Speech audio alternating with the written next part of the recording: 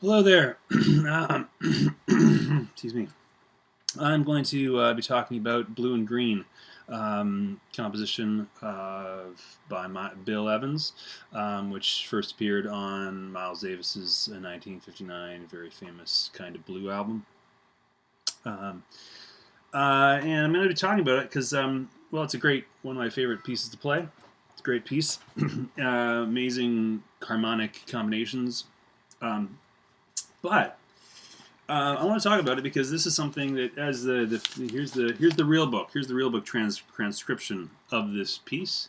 As you can see, the first chord there, what does it say? B flat major 7 sharp 11. The melody note there, the beginning melody note is an E. So that's a sharp 11 over B flat. Right? And that's how most people play it, because that's what the real book says. But, as you should, of course, know, the real book is not great book in many ways, lots of resources, but it's not always right. And that's definitely somewhere that it is not correct. And I encourage you to go listen to it, either the original 59 version on Kind of Blue, or any of Bill Evans's various recordings of it. But I'll try to hear why. But here is the definitive evidence. What it in fact is. Okay, so here, look at this. This is a handwritten photocopy of a handwritten chord chart of Blue and Green in Bill Evans's own pen.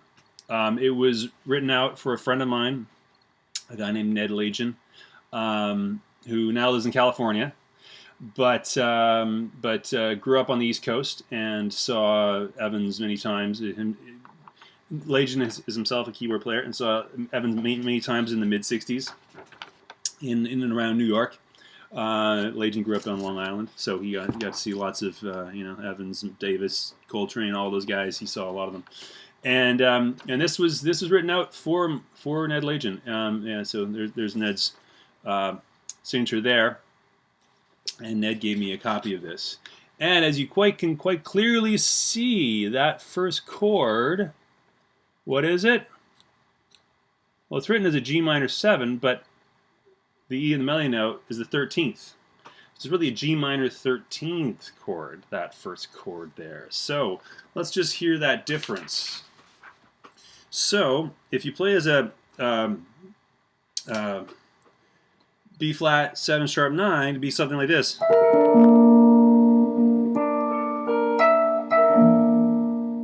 it sounds kind of right, but it sounds better like this. It's the G. The G is in the bass. Yeah. It's not that like that. That is.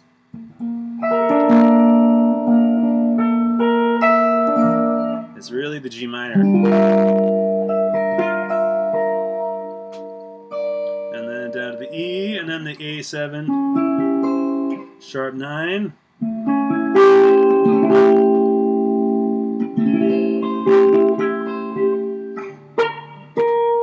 Then D minor, D minor 9.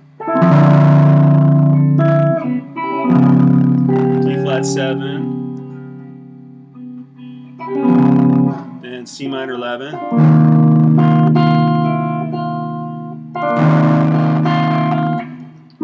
then F7,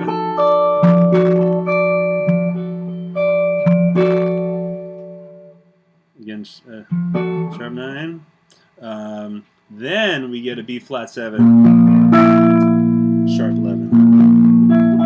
That's where that chord comes first. The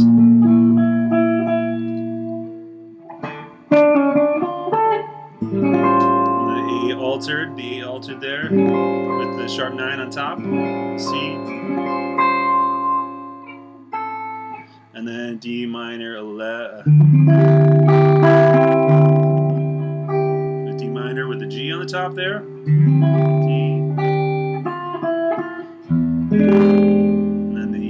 altered with the sharp 5, flat 13, C. So again, returning to C, but whereas before it was the sharp 9 for the A altered. Here it's the sharp 5 or the flat 13 on the E altered. So lots of altered.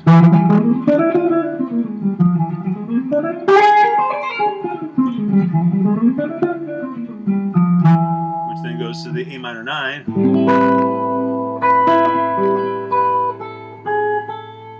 And the D minor with just the F with the third, minor third, and then it's up. And again, it just repeats. Then that's the form. That's the overall form.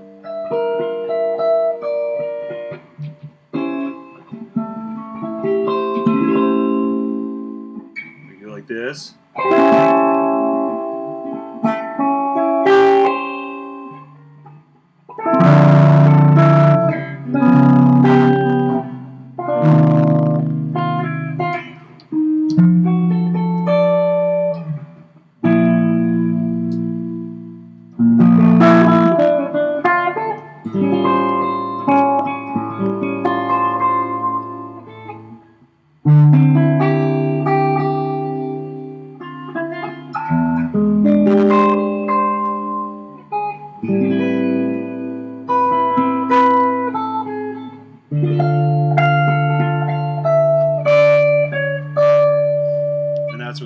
That's when the solos would start. 2 times through the 16-bar form, and then solo.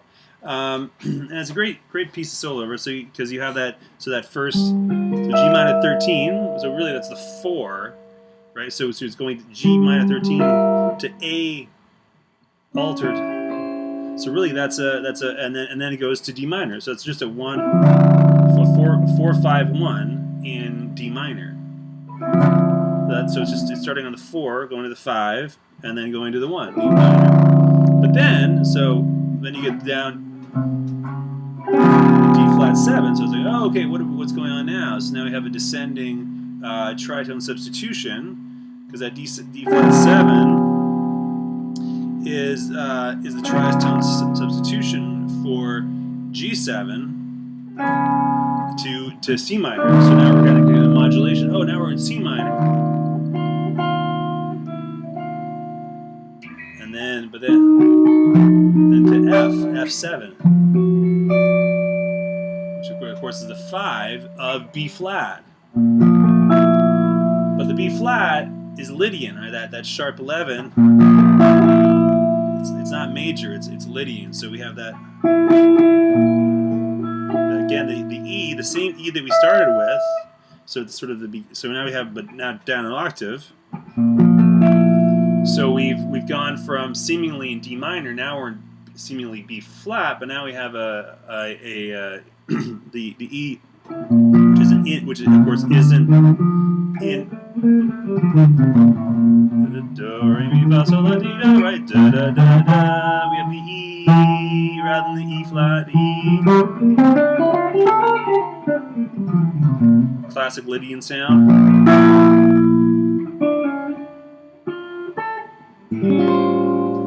So then we get down another half step. The A altered. So kind of back to an A altered, whereas before that was going to again taking us to D minor. Different. But then on the 11, the minor 11, whereas before the minute was the D minor 9 below an A. Right now we got the 11th.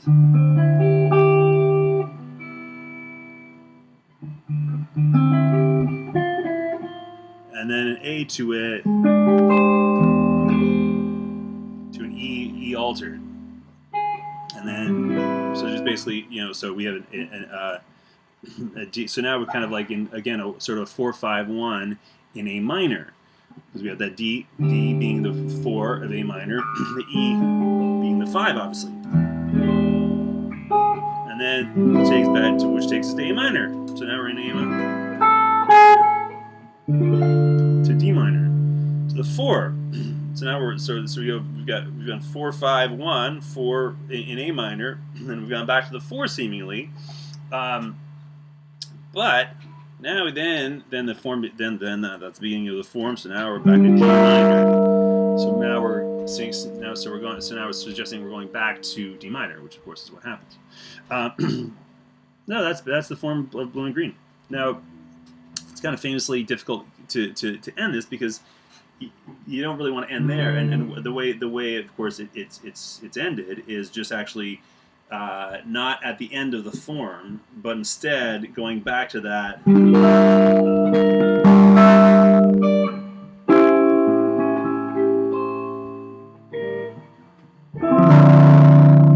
on that D minor 9, that's the ending. So sort of the third chord into the form. So after the solos, play 2 times to the form, and then those last 3 bars sort of retardando to end on that nice D minor 9.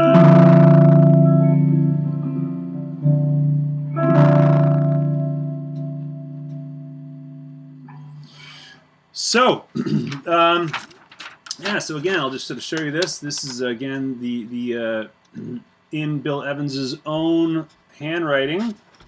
Very cool that I have this. And as you can see, that first chord is definitely not a B flat major sharp 11 as the real book says it is. It is most definitely a G minor. And again, listen to the recording. Listen to either on Kind of Blue or the various recordings that Evans himself did of it. Not has done because he's unfortunately no longer alive, but did of it. And definitely, it's definitely a G in the bass, and it sounds better. It's just, and it just fits the tune. And also, it just gives a nice contrast between, that E, which at the beginning is the 13th over the G, whereas then once it hits the B flat, again, it's the sharp 11. So it have a kind of a different harmonic implication in each case. All right, so. And one more time, there you go. Bill Evans himself, and this was given to me by Ned Lajan last year when I was visiting him in California, where I was then teaching. I imagine this was, written out sometimes, maybe probably around 1965 in the mid 60s. I think that's when Lajan was telling me that he was seeing Evans. Perhaps at the Vanguard, somewhere in New York. Not sure. Anyways, that's enough about Blue and Green. Play that tune. It's really great. Great, beautiful piece. Love to play it every time I do. And just so many harmonic possibilities and just changes and sounds and textures. And it's just a great, beautiful piece. All right, leave it there. Cheers.